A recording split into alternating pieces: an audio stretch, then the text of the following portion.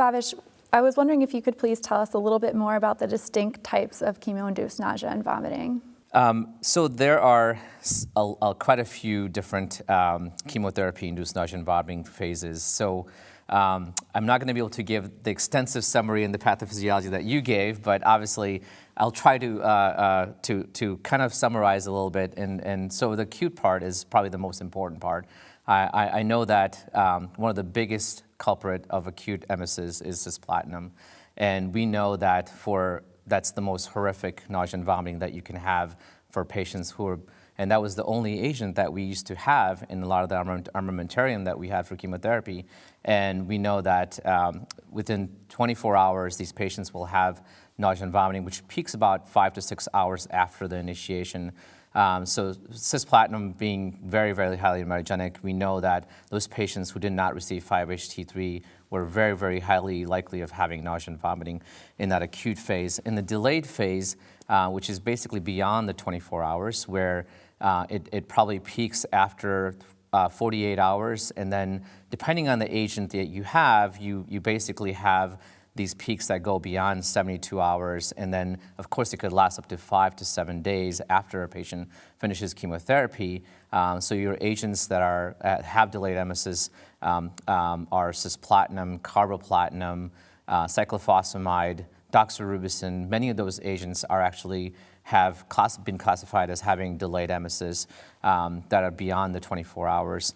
And then breakthrough is what I kind of consider is that you actually have received the proper antiemetics, and then you actually have an emesis or a nausea, vomiting type of reaction after you've received that therapy. And then going on to anticipatory is basically a learned response, which some people may call it as a white coat syndrome, or when a patient actually, before they even get their therapy, they're in their chair, they actually start having this emesis. And believe it or not, I used to talk to one of my mentors, Charlie Lucarelli, who used to tell me how when patients used to come into the clinic, they would actually get a basin before they would start their treatment because of this anticipatory problem that they would have. And can you imagine having patients and coming in today, and if you were giving them a basin before they would get their treatment, I think they would probably walk out and go to a different hospital. Well, but luckily we don't have that.